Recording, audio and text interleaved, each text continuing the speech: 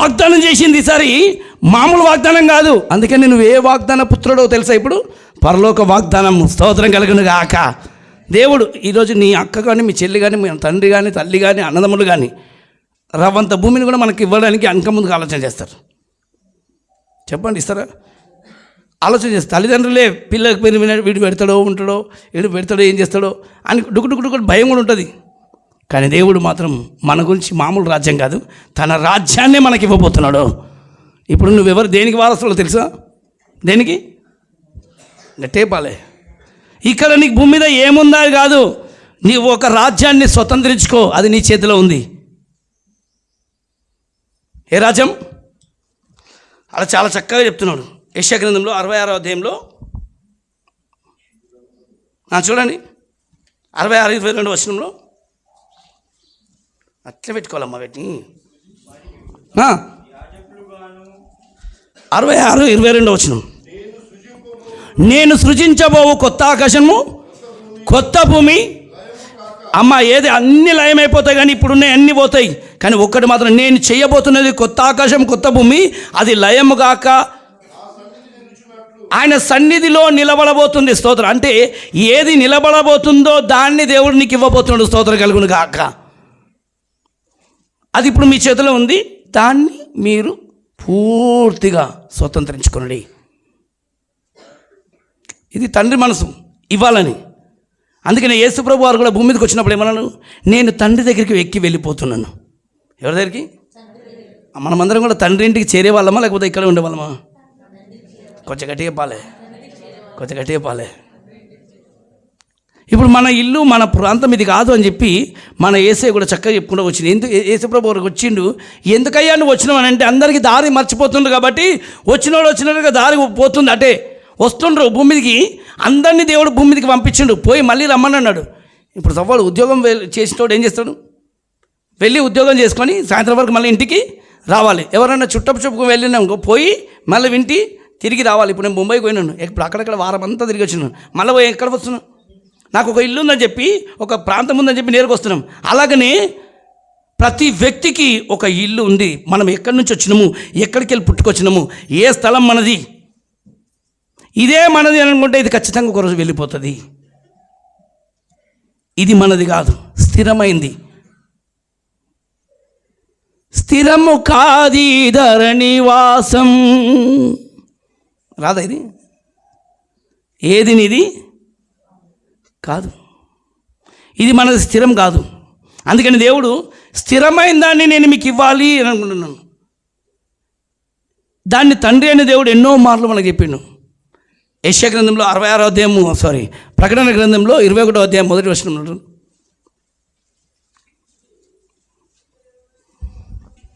అంతటా నేను క్రొత్త ఆకాశమును, ఏమంట దర్శనాలలో కూడా చూపించిండు యోహాను గారికి.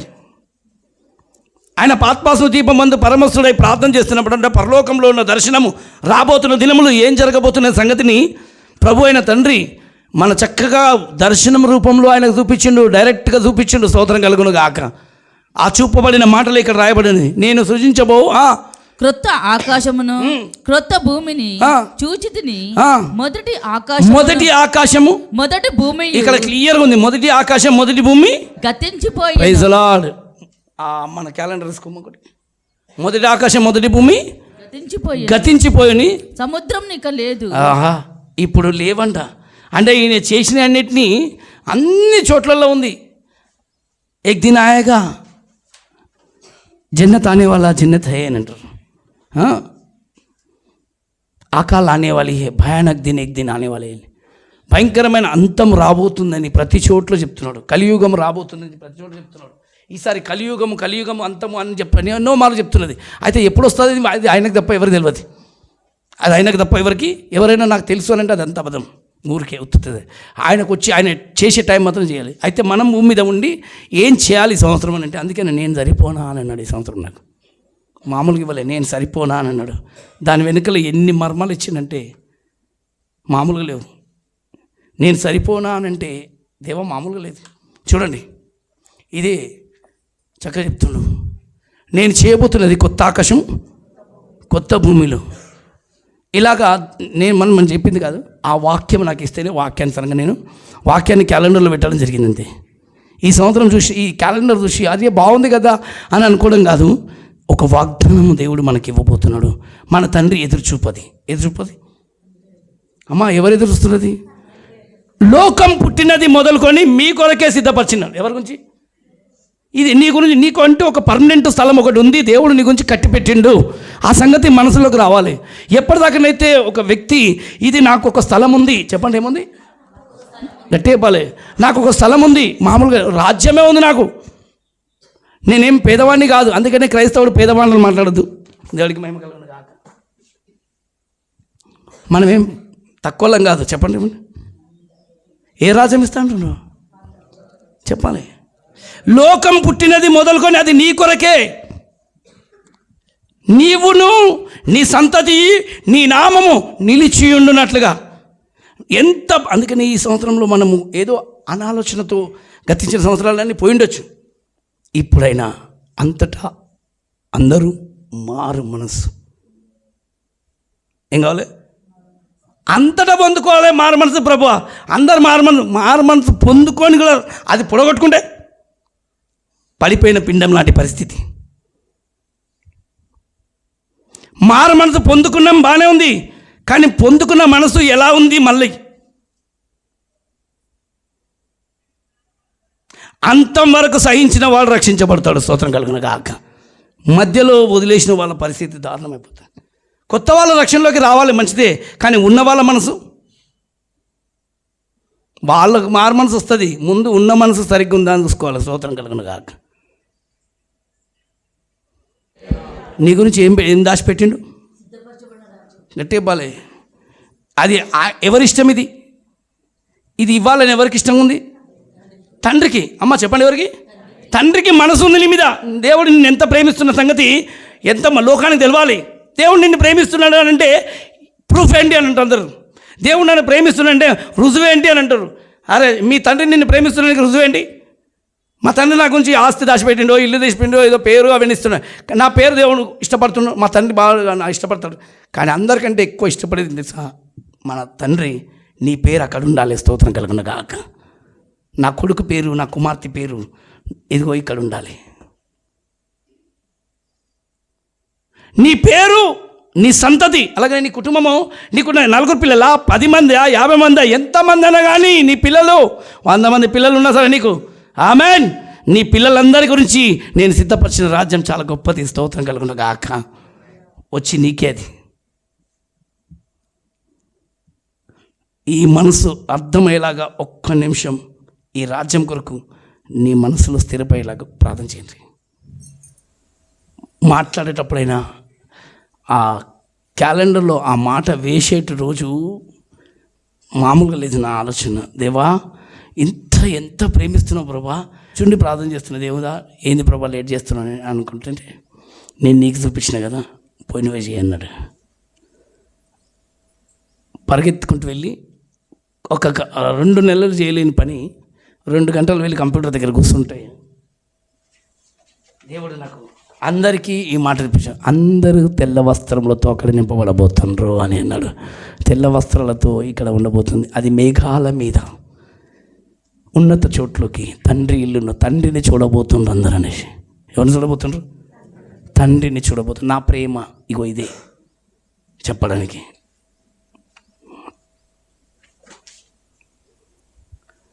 అర్థమైన వాళ్ళు చెప్పండి ఒకసారి. ఈ సంవత్సరము దేవుడు చెప్పబోతున్నది తండ్రి ప్రేమను పూర్తిగా చూడు. తండ్రి మనసును చూసుకో, అర్థం చేసుకో. అది అర్థం చేసుకున్న యేసే కాబట్టి తండ్రి ఎంత మంచి దేవుడు అని చెప్పి అందరికి చెప్పడానికి,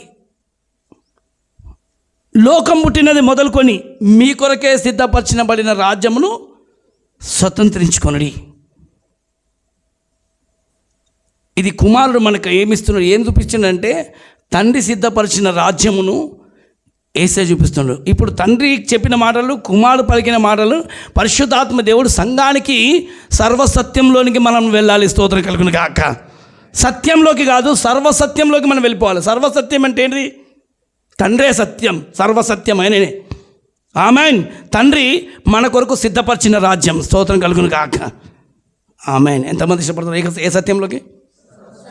సత్యాన్ని యేసుప్రభు మనకు బోధించిండు. సర్వసత్యం మాత్రం మన పరమ తండ్రి. ఆమెన్. తండ్రిగా ఆయన ఉంటే ఆ తండ్రి చోటుకు మనం ఖచ్చితంగా చేరాలి, వెళ్ళాలి. దేవుడికి మహిమ. కీర్తన గ్రంథం 2వ అధ్యాయంలో మంచి ఒక మాట చూపిస్తాడు. తండ్రి మనసు ఎలా ఉండదు? 6వ వచనంలో, నేను నా పరిశుద్ధ పర్వతమైన సియోను మీద సియోను మీద నా రాజును ఆసీనునిగా చేసి ఉన్నాను. ఎవరయ్యా ఆ రాజు అంటే యేసుప్రభు వారు వెళ్ళిండు ఆ రాజు. ఆమెన్. ఇప్పుడు ఆ రాజు పిల్లలం మన మీరెవరు చెప్పండి? రాజ్యం ఎవరికి ఇస్తుండు? అమ్మ, రాజ్యంలో ఉండాలంటే రాజుల అవసరము. మీరెవరు? రాజుల యాజక సమూహం. అర్హత లేదు, యోగ్యత లేదు, మన జీవితానికి అర్హులం కాదు. అసలు ఎందుకు విలువలేని బ్రతుకులకు అయ్యా చాలామంది నేను పిలిచిన, కొంతమంది సాకులు చెప్పిండ్రు, కొంతమంది రానన్నారు. అందుకనే కొంతమందిని మాత్రం పిలుపుపో. ఇప్పుడు పెళ్లి విందుకు కొంతమంది వస్తారు. సాకులు చెప్పకండి. ఏమైందంటే నాకు ఒంట్లో బాగాలేదు, మా భార్య బాగాలేదు, మా అన్న ఇవన్నీ ఒక దేవుని రాజ్యానికి సాకులు చెప్పకూడదు. నాకు లేక అనవసరంగా దేవుని సన్నిధికి, దేవుని మహిమ కొరకు పిలుస్తున్నది మనిషి కాదు, పరిశుద్ధాత్మ దేవుడు. సాకులు చెప్పి తప్పించుకోవడానికి ఎన్ని రోజులు దేవుని రాజ్యాన్ని వదులుకుంటావు? పిలుస్తుంది ప్రార్థనకు, ఇంటి కాదు.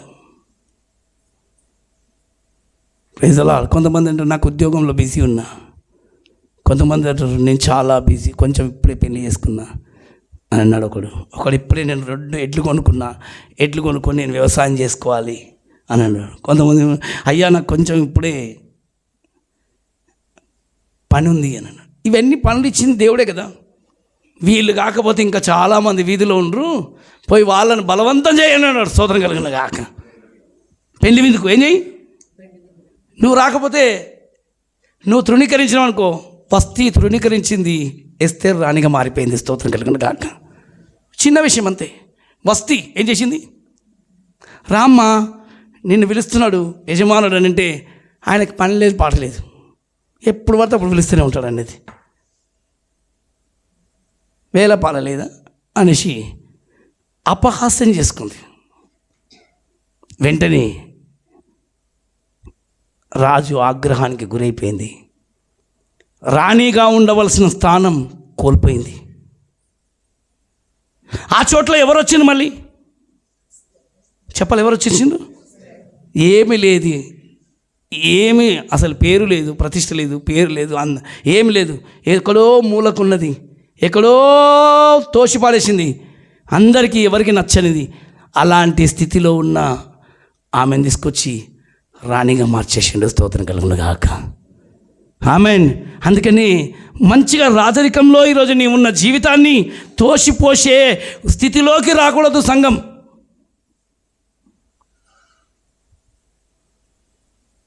ఏ స్థితిలోకి రావద్దు?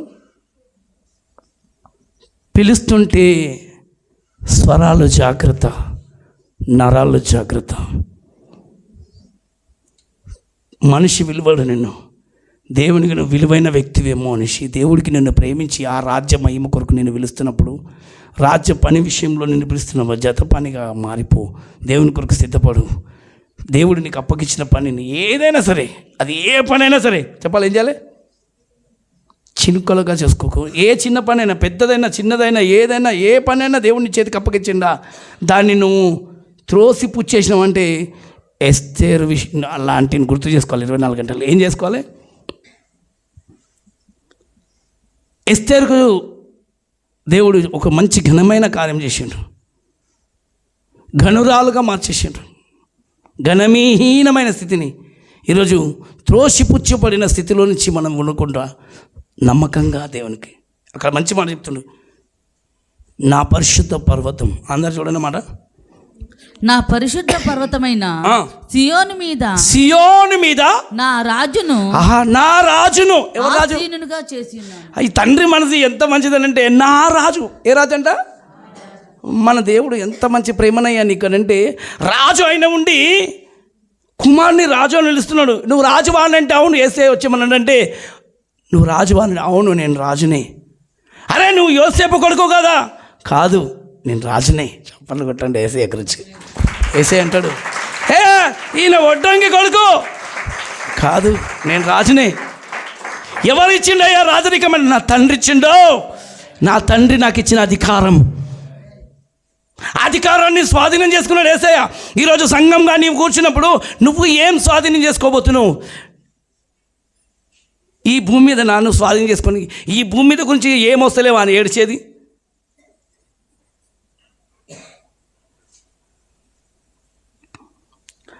నేను ఎప్పుడు ఇల్లు గురించి ఏడవను, కళ్ళు కాదు. నాకెందుకు? రాజు. ఏ రాజు? నేను రాజు కొడుకు, దర్జా. ఏం లేకపోయినా మాత్రం బాగా ఎందుకున్నాము? నా యేసే గొప్పవాడు. నేను రాజు పిల్లలు రాజులాగా ఉంటాం. చెప్పండి ఎట్లుండాలి? కొంచెం గట్టిగా చెప్పండి. ఎట్లుండాలి మీరు? యేసే అన్నాడు, నువ్వు వడ్రంగి కొడుకు కాదా అని అందరూ అంటుండ్రు. అయ్యో నువ్వు రాజువా? ఆ రాజు అన్న మాటకే అందరూ ఆయన మీద కొట్టడానికి, రాళ్ళు కొట్టడానికి ఎన్నో భయంకరమైన అవమానాలు చేసిండ్రు. ఎందుకంటే నువ్వు రాజువా? తండ్రి కొడుకును. ఆ తండ్రి చెప్పిండు ఏమని? నా రాజును నేను ఆసీనునిగా చేయబోతున్నా. ఈరోజు ఆ రాజ్యాన్ని నీకు కూడా ఇస్తున్నాడు, అప్పగించాడు. చక్కగా చూపించు. ఎందుకయ్యా నువ్వు ఇలా చెప్తున్నా అంటే నీకు తెలుస్తలేదా? నా తండ్రి లోకం పుట్టినది మొదలుకొని మీ కొరకు సిద్ధపరిచిన రాజ్యమును వచ్చి నేను ఎలాగా స్వతంత్రించుకోబోతున్నాను. మీరు కూడా ఈ భూమి మీద కాదు స్వతంత్రించుకోవాల్సింది, ఈ భూమి మీద కాదు నువ్వు స్థిరపరచబడవలసింది, స్థిరంగా ఉండవలసింది భూమి మీద కాదు. నా తండ్రి నీ గురించి నా గురించి స్థిరమైన రాజ్యం ఒకటి చేసి పెట్టుండు. ఆ రాజ్యాన్ని స్వతంత్రించుకోవడానికి సంగమా సిద్ధపడని చెప్పి ఈరోజు ప్రతి ఒక్కరికి మత్తయి సువార్త 25వ అధ్యాయము చూడండి, ఆ 33వ వచనంలో మళ్ళీ చెప్తాడు. అక్కడి నుంచి చదవండి. లోకం పుట్టినది మొదలుకొని చూడండి,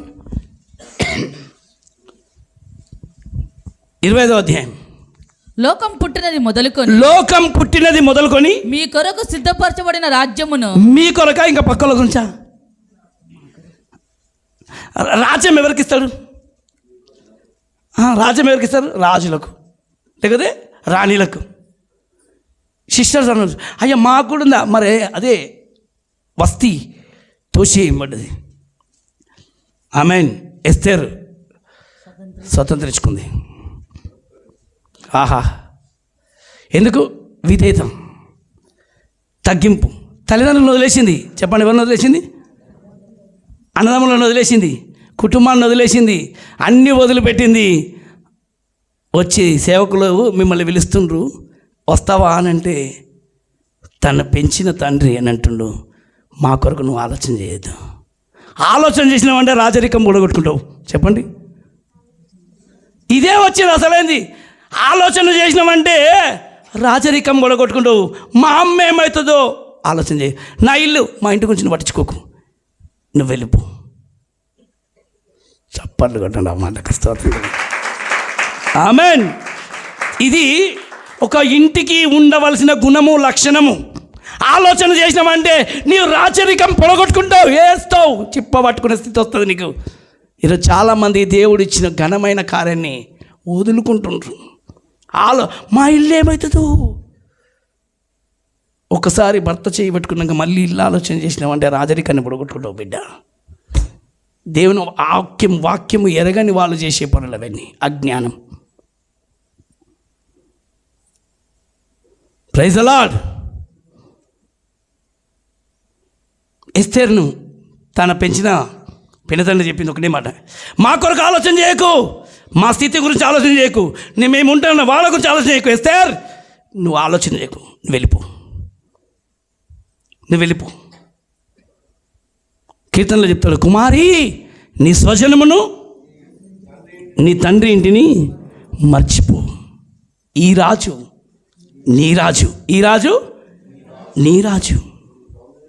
అతడు నీ సౌందర్యమును కోరినవాడు. అబ్బా ఆయనకేం కావాలనంటే నీవు మాత్రం ఒక సౌందర్యవతిగా ఆయన దగ్గరికి వెళ్ళిపోవాల్సిందే. కీర్తన గ్రంథంలో 45వ అధ్యాయము చూద్దాం, 10 నుంచి. కుమారి ఆలకించుము, ఆలోచించి చెవియొగ్గు. అమ్మ కొంతమంది ఆలోచించి మాట్లాడండి. ఏం మాట్లాడతావో నీకు తెలియకుండానే మాట్లాడేస్తున్నావు. ఆలోచన చెయ్యి, ఏది కరెక్ట్, ఎవరింట్లో ఉంటే కరెక్ట్, ఈ లోకంలో ఉంటే కరెక్టా, రాజు ఇంటికి పోవడం కరెక్టా అని ఆలోచన చేసి మాట్లాడు. నీ స్వజనమును, అందరు చెప్పండి, ఏ స్వజనము? నీ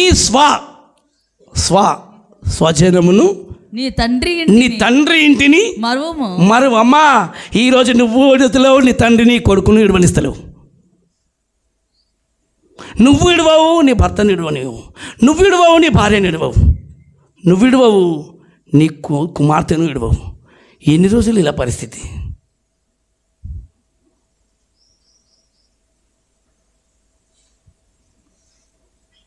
నువ్వు విడవవు, నీ పిల్లలను విడవవు. నీకు దేవుడేమో నీకును నీ సంతతికి నీ పేరు నిత్యం అక్కడ ఉండాలని తండ్రి మనసు. నీ ఇష్టం ఇక్కడే ఉండాలి. తండ్రి చిత్తమే సిలువేయని నాకిచ్చినది కృపా. తండ్రి చిత్తమే సిలువేయని నాకిచ్చినది కృపా. సిలువనేనా? తండ్రి చిత్తమే సిలువేయని నాకిచ్చినది కృపా. ఆ చిత్తము చేయుటకు చాలునున్న యేసయ్య కృపా. ఆ చిత్తము చేయుటకు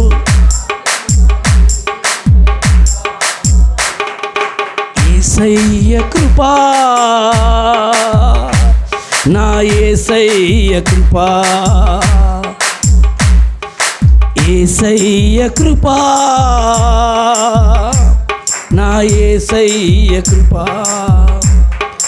తల్లి గర్భము నుండి ప్రత్యేకించినది ఈ కృపా. పేరు పెట్టి నన్ను పిలచింది నీ కృపా. తల్లి గర్భము నుండి ప్రత్యేకించినది ఈ కృపా. నువ్వు ఒక వేరుబాటు, పేరు పెట్టి నన్ను పిలచింది నీ కృపా. తల్లి గర్భంలో నుంచి ప్రత్యేకపరచుకున్నాడు. నువ్వు లోకంలో కాదు, నువ్వు నాకే. ఎంతో ప్రేమతో నిన్ను పిలుచుకున్న దేవునికి ఈరోజు కొన్ని రోజులు చాలా ప్రేమ ఒలకబోసి చివరికి నీవుతోటి నాకేం కాదు ప్రభా, నేనే ఏదో సాధించుకుంటా అని చెప్పి వెనుక వైపు చూపించుకుంటున్నావు బిడ్డ. నీతోటి కాదు ప్రభా అని నువ్వే చెప్పేస్తున్నావా? నేనే సాధించాలి ఏదో ఒకటి, నేనే ఏదో ఒకటి చేయాలి అని నువ్వు అనుకుంటున్నావు. కానీ నీకు అన్నీ చేస్తాడని ఒక సంగతి నీకు గ్రహింపు లేక నీ మనసు ఎందుకు తొందరపడుతుంది? నేనే ఏదో ఒకటి చేయాలి అంటే నీకున్నంత బలము దేవునికి లేదు అనేసి కదా నువ్వు అర్థం. దేవునికి బలం లేదు, దేవునికి అంత శక్తి లేదు, నాకే ఉంది, నేను ఏదో ఒకటి చేయాలని నువ్వు అనుకుంటున్నావు తప్ప దేవుడు నీకు ఏదో చేయాలని ఆలోచన చేసి పెట్టిండు ఆల్రెడీ. లోకం పుట్టినది మొదలుకొని అప్పుడే సిద్ధపరిచేసిండు నీకు రాజ్యం. ఆ రాజ్యం మీద మక్కువ మనసు ఉంటే మారు మనసు. ఆ రాజ్యం మీద మనసు లేకపోతే మనసు తిప్పుకొని నడుస్తున్నాం. అందుకే యేషయా చెప్తాడు, మెడ చాచుకొని నడుస్తుండ్రు అనేసి అంటారు. ఏం చాచుకొని? మెడ చాచుకొని ఛాతి ఎత్తుకొని నడుస్తుండ్రు, నన్ను పక్కన పెట్టి తమ సొంత బలములతో ఆధారపడుతున్నారు అంటాడు, సొంత జ్ఞానంలో ఆధారపడుతున్నారు అంటాడు.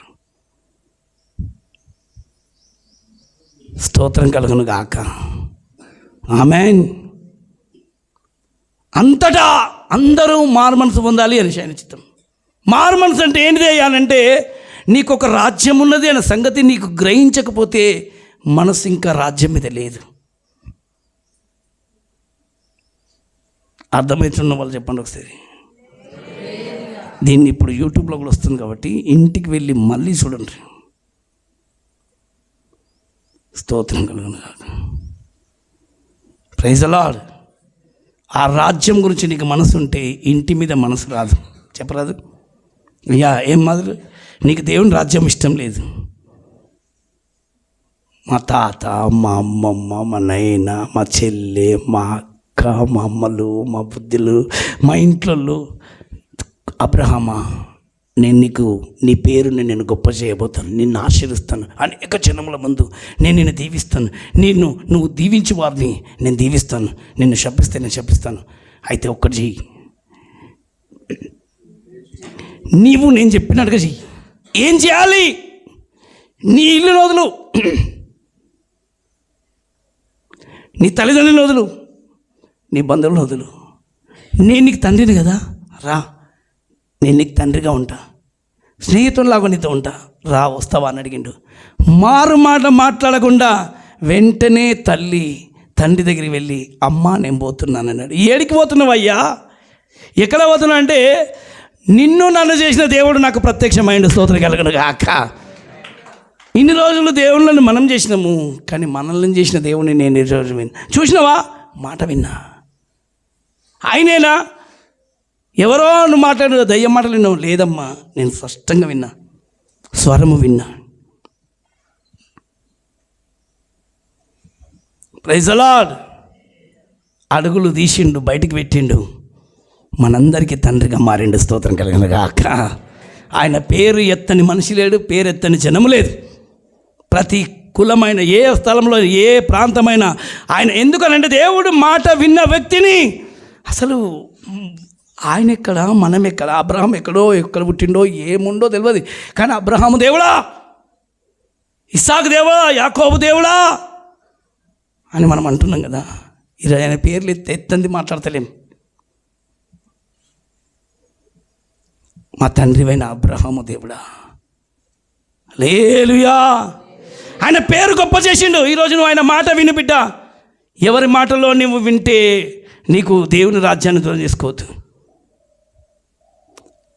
మనకు కన్నతల్లి మంచిదే కాదనంటలేం, కన్నతండ్రి మంచోడే కాదంటలేం, కానీ అంతకంటే కన్న తండ్రి గొప్పవాడు పరలోకం ఉన్నాడు. యేసుప్రభు వారికి కూడా ఒక తల్లి ఉంది, తండ్రి ఉన్నాడు.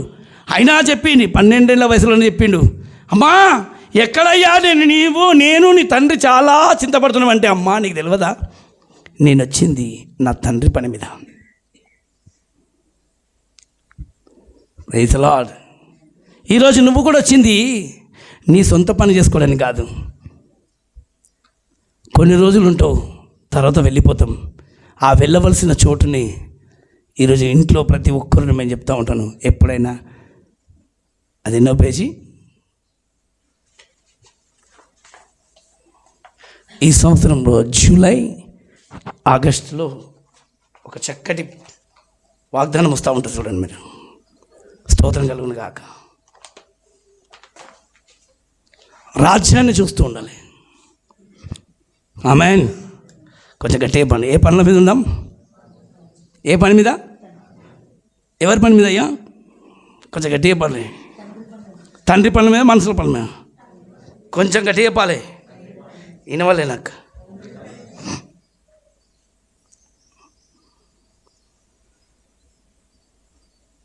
లోకం పుట్టినది మొదలుకొని మీ కొరకు ప్రకటన గ్రంథం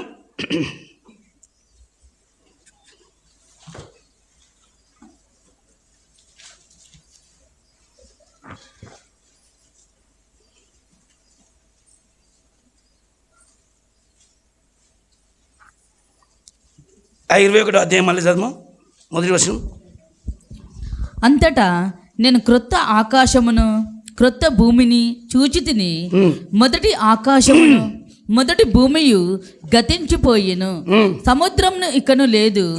మరియు నేను నూతనమైన యెరూషలేము అను ఆ పరిశుద్ధ పట్టణము తన భర్త కొరకు అలంకరింపబడిన పెండ్లి కుమార్తె వలె సిద్ధపరచబడి పరలోకమందున్న దేవుని యొద్ద నుండి దిగివచ్చుట చూచితిని. పరలోకమే నీ గురించి దిగొచ్చి చూపిస్తున్న స్తోత్రం కలుగును గాక. ఇగో ఇది నువ్వు స్వతంత్రించుకోవాల్సింది,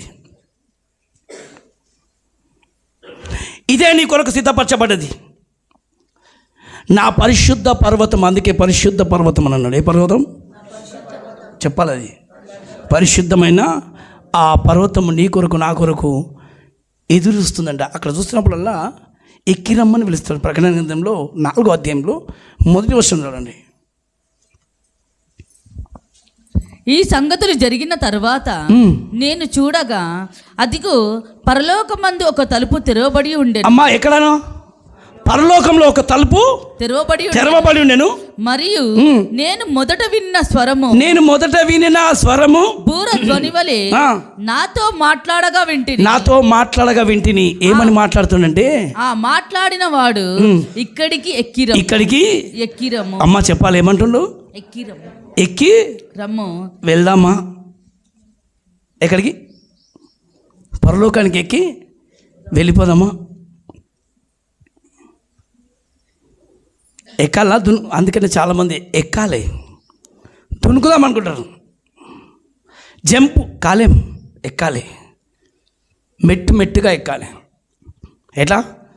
మెట్టుగా ఎక్కాలి. ఎప్పుడు చెప్తా ఉన్నాను,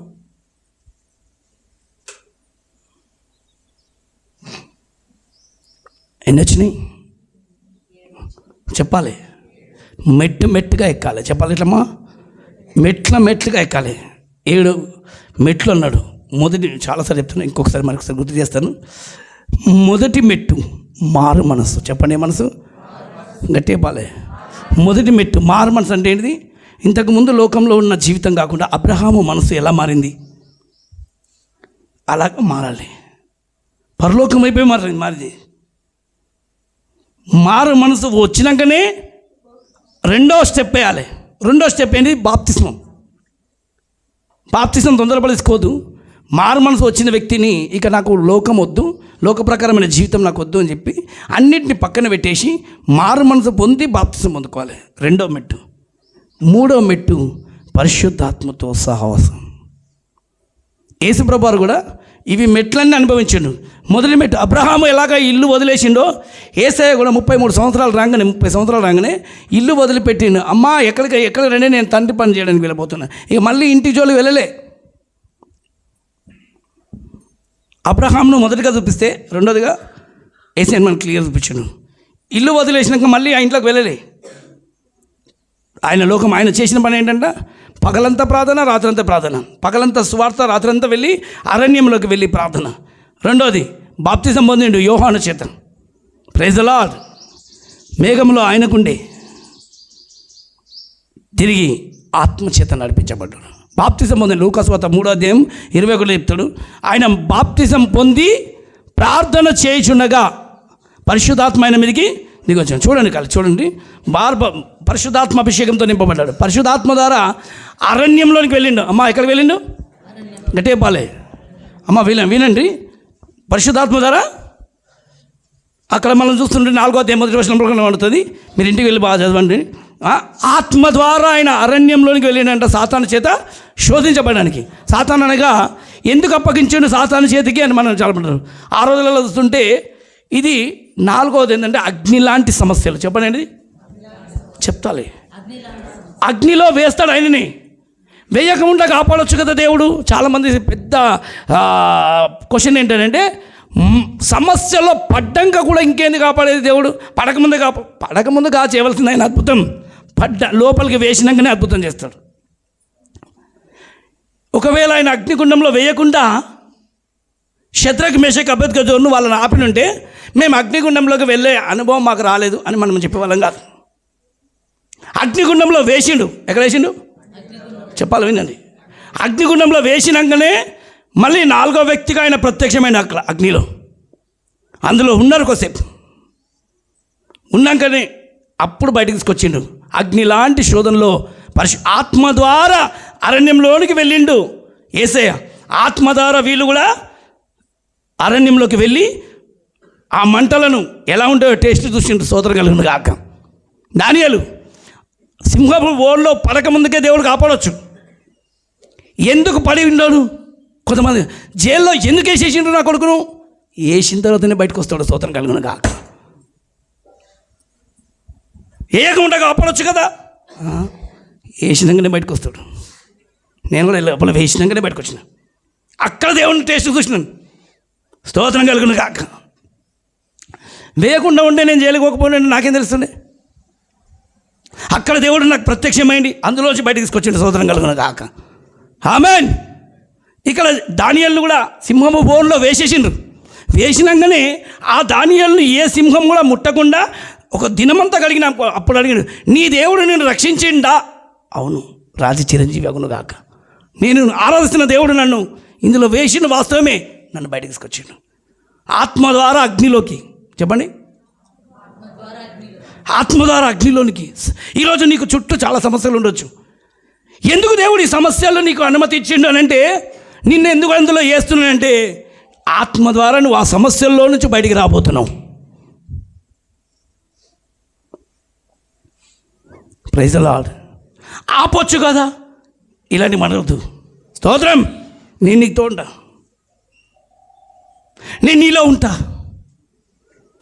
ఉన్నానో లేదో నువ్వే చెప్తావు. ఆమేన్. ఏది జరగకుండా ఆపేసిన దేవుడు నన్ను తప్పించింది. స్తోత్రం. అది కాదు, నువ్వు ఎలా అనుభవించినావు. ఈ సంవత్సరం నేను భయంకరంగా ప్రతి చోట సాక్షి చెప్తున్నా. మా కారు ఇట్లా అయిపోయింది, ఇట్లా అయినాము, మేము ఇట్లా అయినాము, ఇట్లా అయిపోయినాము, అన్నీ అయిపోయినా దేవుడు మమ్మల్ని అందులోంచి కాపాడాను. ఆమేన్. ఒక బలమైన సాక్ష్యంగా మహిమ దేవునికి వచ్చడానికి. యోసేపును గోతిలో వేయకుండా ఆపొచ్చు, అన్ని సంవత్సరాలు చెరలోకి అప్పగించకుండా ఆపొచ్చు, కానీ అందులో గోతిలో వేసినాకనే ఆయన సరే చేయబడ్డాడు. ఇర్మియాను నీళ్లు లేని బావిలో వేసిండ్రు, వేసినాకనే ఆయన సువర్ణమైన పాత్రగా మార్చబడ్డాడు. ఒకసారి గట్టిగా చెప్పాలి, హల్లెలూయా. ఆపొచ్చు కదా దేవుడా, ఆపితే మహిమేముంది. లోపల ఏముందో, లోపల నేను నీతో ఉంటాను, నీతో శ్రమలో నేను అతనితో ఉంటాను, అతన్ని విడిపించి అతన్ని గొప్ప చేస్తాను. కీర్తన 91:4 చెప్తాడు. 91:4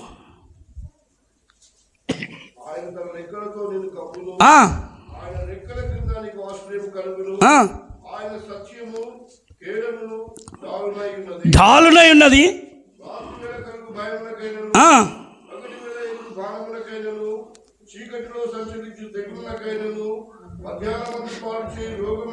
ఇవన్నీ నీ దగ్గరికి వస్తున్నప్పుడు నువ్వు భయపడొద్దు.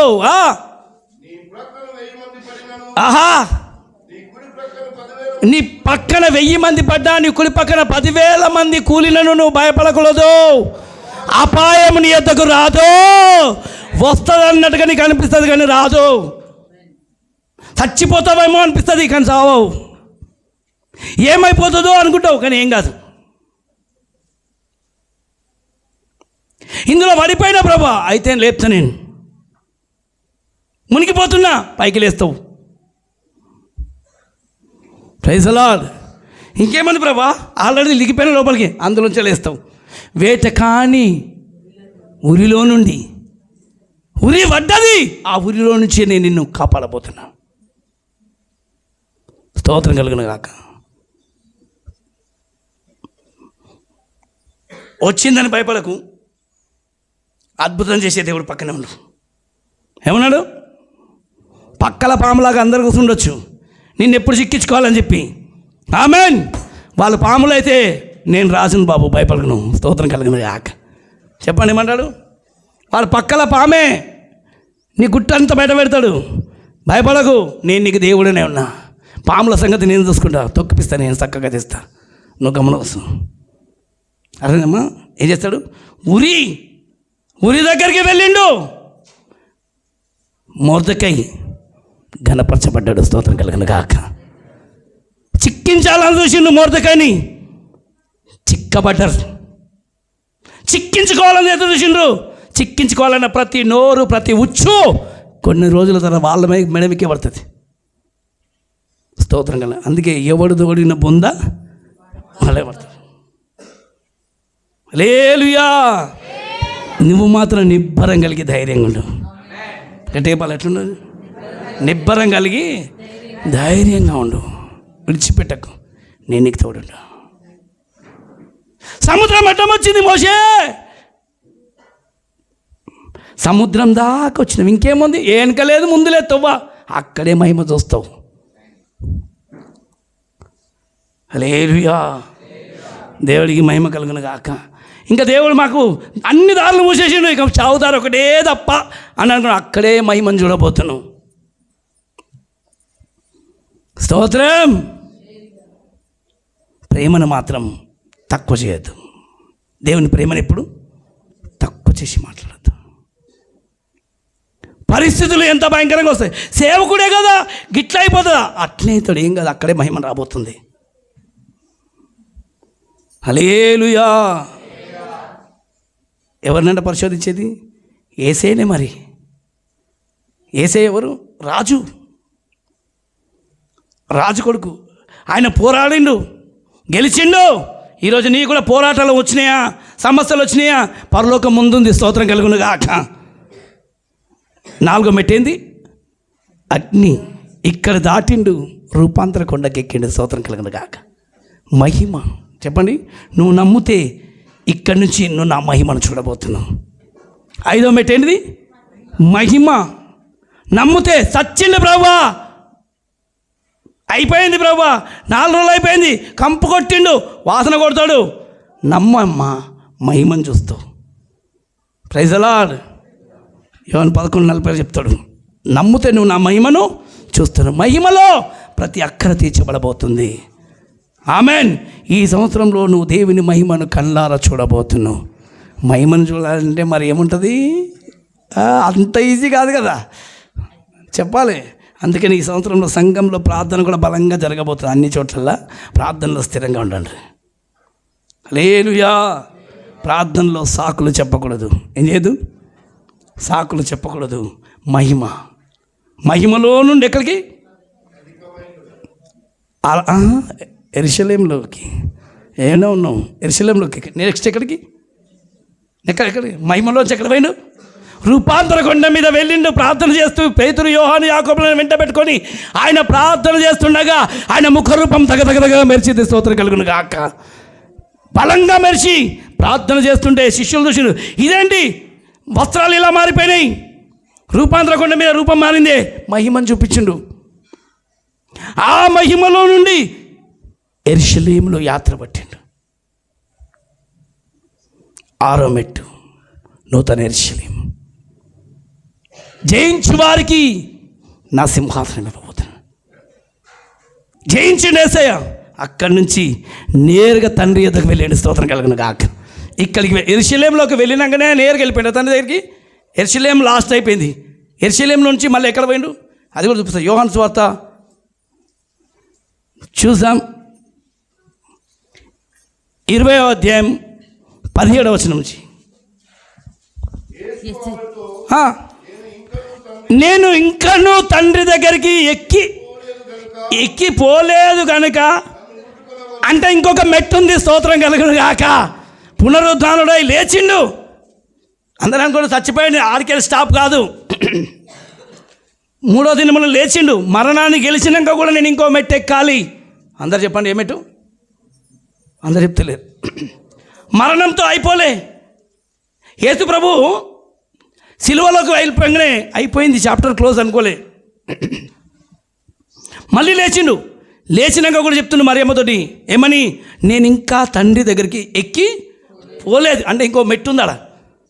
6 మెట్లు ఎక్కినా ఇంకొక మెట్టు ఎక్కాలి. నేను ఎక్కిపోలేదు కాబట్టి నన్ను ముట్టుకో. ఇప్పుడు నాకు లోకంతో పని లేదు, నేను మహిమలో ఉన్న. స్తోత్రం కలుగును గాక. ఆమేన్. మహిమలో ఉన్నవానికి లోకంతో పని లేదు. మహిమ ప్రవేశం. ఏ ప్రవేశం? కొంతమంది అంటే నిన్ను మేము పోయేసిన ఒక యాత్రకు. ఏది? నిన్న కూడా ఒకటి చనిపోయినందుకు వెళ్ళాం. ఈసారి నాకు అన్ని యాత్రలు అవే వచ్చినాయి. ఏదో స్తోత్రం కలుగును గాక. మహిమ ప్రవేశం అని అదే వాస్తవం. మహిమలో ప్రవేశించిండు. సోదరం అక్కడికి అయిపోలేదు క్లాస్. అక్కడి నుంచి మళ్ళీ ఇంకో మెట్టు ఉందా? లాస్ట్ మెట్టు ఇంకోటి ఉంది, ఫైనల్. మహిమ ప్రవేశంలో నుంచి అది వెళ్ళగలుగుతాం. ఎక్కడికి? నా తండ్రి సిద్ధపరచబడిన ఆ రాజ్యం నీ కొరకు సిద్ధంగా ఉంది. అది స్వతంత్రించుకోవడానికి వెళ్ళాలంటే ఎన్ని మెట్లు ఎక్కాలి? ఇప్పుడు 6 ఎన్ని మెట్లు ఎక్కాలి? లాస్ట్ మెట్టు ఏది? 7వ మెట్టు. స్తోత్రం కలిగి అదే సింహాసనం, సియోను పర్వతం. Praise the lord. ఎన్ని మెట్లు ఉన్నాయి ఇప్పుడు చెప్పాలి? ఎక్కుతూ వెళ్దామా దునుకుతూ వెళ్ళిపోదామా చెప్పాలి. అందుకనే అంతటా అందరూ మారు మనసు పొందాలి. ఇక మీద మారు మనసు అక్కర్లేని 99 మంది నీతిమంతుల కంటే మారు మనసు పొందే ఒక్క పాపి విషయమై పరలోకంలో సంతోషపడతాడు. నీతిమంతులే వీళ్ళు, చాలా నీతిమంతులే కాదనలేను. మారు మనసు లేని నీతిమంతులు చెప్పాలి.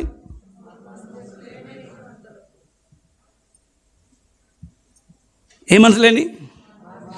మారు మనసు అక్కరలేనిది 99 మంది నీతిమంతుల కంటే ఒక్క పాపి మారు మనసు పొందితే పరలోకంలో ఎంతో సంతోషం ఉందట. అందుకని నీతిమంతుల గుంపులో ఉండడం కంటే మారు మనసు పొంది పరలోక రాజ్యం చేరే గుంపులో ఉండునుగాక. హల్లెలూయా. ఏ మనసు? మారు మనసు అక్కరలేని జీవితం మనకొద్దు.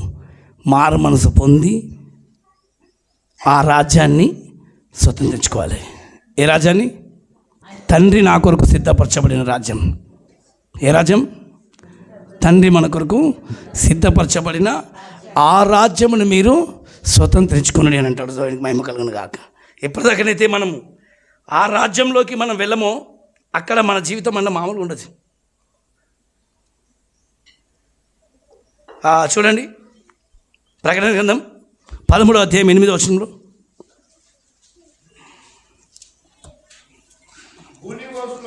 భూనివాసులందరూ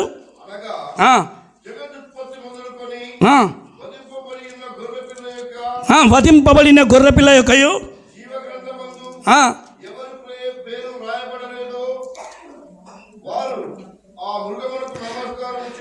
ఎవరైతే ఈ మారు మనసు అని అన్నారు కదా, మారు మనసు అని ఇక్కడ బాగా చెప్తున్నారు. ఎవరి పేరైతే జీవ గ్రంథంలో వ్రాయబడలేదో ఇప్పుడు జరగబోద్దా, కొన్ని రోజుల తర్వాత అదే జరగబోతుంది. నీకు 10 లక్షలు ఇస్తాం, నువ్వు అది వదిలేయి, లక్షలు కావాలా ఏసే కావాలా అన్నట్టు ఉంటుంది ఇప్పుడు అందరికీ. ఎవరైతే ఆ గ్రంథంలో పేరుండదో వాళ్ళ మృగమును పూజిస్తారంట. ఇప్పుడు అటువైపు తిరుగుతారు మళ్ళీ. అందుకని చాలా అంత దినములలో అనేకుల ప్రేమ సిరికి దాసులుగా దేవుడికి దాసులుగా ఉంటావా అనే స్థితి వస్తుంది. దేవుడికి దాసత్వంగా ఉంటే నమ్మకంగా చావైనా బ్రతుకైనా ఏదైనా సరే నీ కొరకే బ్రతుకుతాను, నీ కొరకే జీవిస్తాను, వెనుకకు మాత్రం చూడనని దేవుని గురించి బ్రతికే. దేవుడికి లేకపోయినా పర్లేదు, డబ్బులు ఉంటే చాలని చెప్పేది కొంతమంది. ఇప్పుడు దేనికి దాసులుగా మారిపోతారు. చూడండి, గొర్రె పిల్ల రక్తంలో కడగబడి, ఇంకా కింద ఉంది చదవండి. ఎవరైనాను కొంచెం మైక్లో మా ఏమొచ్చా పిల్ల మాది వినబడదండి, మైక్లో చదువుతాడు. మైక్ అన్న దగ్గర పెట్టుకోవాలి. నువ్వు అక్కడ కూర్చొని మైక్ కావాలంటే ఎట్లా వస్తుంది? భూనివాసులందరూ అనగా జగదుత్పత్తి మొదలుకొని వధింపబడిన గొర్రెపిల్ల యొక్కయు జీవ గ్రంథమందు ఎవరి పేరైతే వ్రాయబడలేదో వారు ఆ మృగమును నమస్కారం చేయుదురు. ఎవడైనను చెవిగలవాడైతే ఆత్మ చెప్తున్న మాట, చెవిగలవాడు వినుగాక. ఎవడైనను చెరపట్టవలనని ఉన్న ఎడల వాడు చెరలోనికి పోవును. ఎక్కడ పోతాడండి వాడు? చెరలోనికి. ఎవడైనను ఖడ్గము చేత చంపిన ఎడల వాడు ఖడ్గం చేత చంపబడవలను. ఈ విషయములో పరిశుద్ధుల ఓర్పును ఏమవుతుందండి అందరికి చెప్పాలి. అందరికి ఇప్పుడు ఈ టైంలో ఏమవసరం అంట? పరిశుద్ధులకు ఓర్పు అవసరము. చెప్పండి ఏమవసరము? ఏమి లేదు కదా అని చెప్పి తొందరపడకండి, దేవుని రాజ్యం ఉంది. అమ్మ చెప్పండి ఏమవసరం ఇప్పుడు? అందుకేనే అన్నారు ఆ రాజ్యాన్ని మహిమను చూసిన వ్యక్తులు ఏమనంటే, భూమి మీద ఉండడం కంటే ఆయన గురించి చనిపోయినా నేను చక్కగా దేవుని రాజ్యంలో ఉంటా. సంపేసిన స్తోత్రం, దేవుని రాజ్యంలోకి వెళ్ళిపోతా, హ్యాపీగా వెళ్ళిపోతా. కానీ ఆ రాజ్యము వదులుకొని ఈ భూమి మీద నేను కూడా తల వంచను. ఇప్పుడు చెప్పండి, తల వంచే గుంపులో ఉంటారా, తలెత్తుకొని పరలోక రాజ్యం వెళ్ళే గుంపులో ఉంటారా? ఇక్కడ ఓర్పు అవసరం. ఏమవసరము చెప్పాలి, ఓపిక అవసరము. ఉన్నాయి, ఏముండదు, సిగ్గుపోతుంది, అన్నీ తీసేస్తాడు, అన్నీ ఇట్లా అయిపోతాయి, అన్నీ భయంకర పరిస్థితులు వస్తాయి. భయపడకు, ఆమేన్. నేను నిన్ను విడిపించబోతున్నా, నీకు నా రాజ్యం ఇవ్వబోతున్నా. ఇప్పుడు ఈ టైంలో అందరికీ ఏమవసరం అమ్మా? చెప్తలేదు, ఓర్పు అవసరం. ఇప్పుడు తొందరపడి ఎటు నిర్ణయం తీసుకుంటావో, పరలోక రాజ్యానికి రాణిగా వెళ్ళి అక్కడ ఉంటావా, రాజసింహాసనాన్ని చిక్కించుకుంటావా? లేదులే, ఈ భూమి మీద ఆ భయంతో ఉండి నువ్వు ఇక్కడే ఉండవు, జయించువానికి నా సింహాసనం ఇవ్వబోతున్నాను. హల్లెలూయా, గట్టి బలసరి. ఈరోజు మీరు విన్న ఈ వాక్యాన్ని మాటికి వినండి, గ్రహించండి, ఇంటికి వెళ్ళి నెమరు వేయండి. నెమరు వేయాలి. నేను ఇవన్నీ చేస్తున్నా కదా, నాకు క్షమిస్తాడు అని అంటే, యెషయా గ్రంథంలో ఇంకొక ఫైనల్గా మాట చెప్తున్నాను మీతో. అదే చెప్పబడిన 66వ అధ్యాయం 22వ వచనంలో ఏమి ఇవ్వాలనుకుంటున్నాడు? నేను సృజింపబోవు క్రొత్త ఆకాశమును క్రొత్త భూమి లయము. అమ్మా, ఇంతకుముందే చెప్పిన, నేను చాలా జాగ్రత్తగా ఉండాలి. మీరు అవిధేయతగా ప్రవర్తించదు, ఒక్కరు నుంచి ఇంకొకరు నేర్చుకుంటారు. స్తోత్రం కలుగును గాక. చూడండి, లయము కాక నా సన్నిధిని నిలిచినట్లు నీ సంతతి నీ నామము నిలిచి ఉండును. ఇదే యెహోవా వాక్కు. నీ సంతతి నీ నామము నిలిచి ఉండే చోటు ఏది, ఎక్కడ అని అడిగి అందులో మనం నడవడమే మంచిది.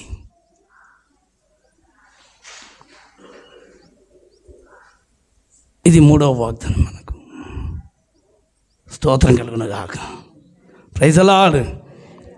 ఈసారి వాగ్దానం మామూలుగా లేదు, పరలోకమే ఇస్తానన్నాడు. చెప్పండి, ఏంటిది? ఎంతమంది రెడీ ఉంటారు? నాకు ప్రభువా ఏం చేయబోతున్నా ప్రపంచానికి అంటే, నేను సరిపోనా అన్నాడు. నేను సరిపోనా అని నా మాటకు అర్థం ఏంటంటే అని చూస్తుంటే ఎంత చక్కగా వర్ణించి చూపించాడు. ఎవరైతే నా దగ్గరికి రాబోతుండ్రో వాళ్ళ కష్టాలు, కన్నీళ్ళు, దుఃఖం ఉండయని కాదు, ఉండబోతున్నాయి. అందులో ఓపిక, పరిశుద్ధులకు ఏమవసరం అంటే సరే చెప్పాలి గట్టిగా, ఓపికతో ఉంటే మహిమను చూడబోతున్నాం. ఆయనను మహిమను కళ్ళారా చూడబోతావు. Praise the lord. ఆయన చిత్తంలోకి, ఆయన తలంపులోకి, ఆయన ఆలోచనలోకి మనం రావాలి. ఆయన మనస్సును అర్థం చేసుకొని, ఆయన హృదయం ఏంటిది. అందుకని దావీదు నా హృదయానుసారుడు, అతడు నా మనసు ఎరిగిన వాడు అన్నాడు.